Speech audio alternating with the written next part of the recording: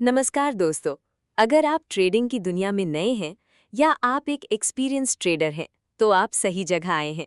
हमारे चैनल पर हम अक्सर ट्रेडिंग से जुड़ी बुक समरीज लेकर आते हैं ताकि आप मार्केट की गहरी समझ हासिल कर सकें। इसलिए अगर आप ऐसी और बुक समरीज सुनना चाहते हैं तो हमारे चैनल को सब्सक्राइब करें और बेल आइकन दबाएं ताकि जैसे ही हम नई बुक अपलोड करें वो सबसे पहले आपको मिले। क्या आपने कभी सोचा है कि दो ट्रेडर्स जिनके पास एक ही सेटअप है, एक ही सॉफ्टवेयर है और एक ही खबर है, फिर भी एक भारी मुनाफा कमाता है और दूसरा अपना अकाउंट खाली कर लेता है? आखिर ऐसा क्यों होता है?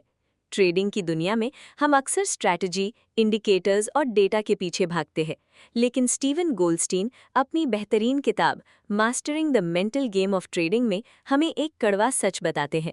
वे कहते हैं कि मार्केट में आपकी जीत इस बात पर निर्भर नहीं करती कि आप चार्ट्स को कितना अच्छा पढ़ते हैं, बल्कि इस बात पर निर्भर करती है कि आप अपने आप को कितना अच्छा पढ़ते हैं। आज के इस सारांश में हम ट्रेडिंग के उस इनर गेम को समझेंगे जिसे अक्सर नज़रअंदाज किया जाता है। हम जानेंगे कि कैसे हमारा अहंकार, हमारा डर और हमारी भावनाएं हमारे सबसे बड़े दुश्मन बन जाते हैं। खंड 2, सेल्फ वन बनाम सेल्फ टू का संघर्ष। गोल्डस्टीन हमें एक बहुत ही दिलचस्प अवधारणा से मिलवाते हैं, हमारे भीतर के दो व्यक्तित्व। सेल्फ वन, सचेत मन, ये वो हिस्सा है जो हमेशा सही होना चाहता है। ये तार्किक है, लेकिन साथ ही डरा हुआ और आलोचनात्मक भी है। ये वही आवाज़ है जो ट्रेड लेने के बाद आपके कान में फुसफुसाती है, अगर लॉस हो गया तो जल्दी बाहर निकलो। सेल्फ टू, सहज मन, ये आपका वो हिस्सा है जिसके पास अनुभव और कौशल है। जब आप फ्लो में होते हैं तो यही मन काम करता है। लेखक का तर्क है कि ट्रेडिंग में हार तब होती है जब सेल्फ वन सेल्फ टू पर हावी हो जाता है। सेल्फ वन सही साबित होने की जिद करता है, जबकि ट्रेडिंग सही होने के बारे में नहीं बल्कि पैसे बनाने के बारे में है। हमें सीखना होगा कि कैसे सेल्फ वन को शांत रखा जाए ताकि हमारा हुनर निखर कर सामने आ सके। खंड 3, अनिश्चितता को गले लगाना, एम्ब्रेसिंग अनसर्टेनिटी। ट्रेडिंग की सबसे बड़ी चुनौती क्या है? अनिश्चितता। इंसान का दिमाग इस तरह बना है कि उसे सुरक्षा और निश्चितता पसंद है, लेकिन मार्केट में कुछ भी निश्चित नहीं है। गोल्डस्टीन कहते हैं कि अधिकांश ट्रेडर्स इसलिए फेल होते हैं क्योंकि वो मार्केट को कंट्रोल करना चाहते हैं। वो चाहते हैं कि मार्केट उनकी लकीरों के हिसाब से चले। लेखक हमें समझाते हैं कि एक सफल ट्रेडर वो है जो इस बात को स्वीकार कर लेता है कि अगले ट्रेड में क्या होगा उसे नहीं पता। उसे जीतने के लिए क्या होने वाला है ये जानने की जरूरत नहीं है। हारना इस खेल का एक हिस्सा है, असफलता नहीं। जब आप अनिश्चितता को स्वीकार कर लेते हैं तो आपका डर गायब हो जाता है। खंड 4, अहंकार, ईगो, ट्रेडर का सबसे बड़ा दुश्मन। क्या आपने कभी किसी डूबते हुए ट्रेड को सिर्फ इसलिए पकड़कर रखा क्योंकि आप अपनी गलती मानना नहीं चाहते थे? इसे गोल्डस्टीन ईगो या अहंकार कहते हैं।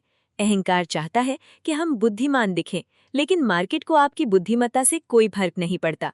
लेखक का मुख्य तर्क ये है कि ट्रेडिंग में बी राइट और मेक मनी, आप या तो सही हो सकते हैं या आप पैसे बना सकते हैं। दोनों काम अक्सर साथ साथ नहीं होते। अपनी ईगो टू ट्रेड से बाहर रखने का सबसे अच्छा तरीका है अपने स्टॉप लॉस का सम्मान करना। स्टॉप लॉस का हिट होना ये नहीं बताता कि आप एक बुरे ट्रेडर हैं, ये सिर्फ ये बताता है कि उस समय मार्केट आपके पक्ष में नहीं था। खंड 5, प्रोसेस वर्सेस आउटकम। ज्यादातर लोग स्क्रीन पर अपने M2M यानी प्रॉफिट और लॉस को देखते रहते हैं। गोल्डस्टीन कहते हैं कि ये सबसे बड़ी गलती है।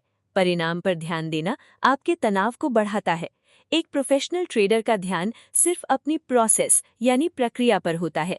क्या मैंने अपने नियमों का पालन किया? क्या मैंने रिस्क को मैनेज किया? क्या मैंने सही टाइम पर एंट्री ली? अगर आपने प्रोसेस सही रखी और फिर भी लॉस हुआ तो वो एक अच्छा लॉस है, लेकिन अगर आपने जुआ खेला और प्रॉफिट हो गया तो वो एक बुरा प्रॉफिट है, क्योंकि ये आपकी बुरी आदतों को बढ़ावा देता है। खंड 6, रिस्क का मनोविज्ञान, साइकोलॉजी ऑफ रिस्क। रिस्क लेना और रिस्क को महसूस करना दो अलग बातें हैं। लेखक बताते हैं कि जब हम पैसे खोते हैं तो हमारा दिमाग उसे शारीरिक चोट की तरह महसूस करता है। इसी कारण हम रिवेंज ट्रेडिंग करने लगते हैं। गोल्डस्टीन सुझाव देते हैं कि आपको अपनी रिस्क टॉलरेंस को समझना होगा।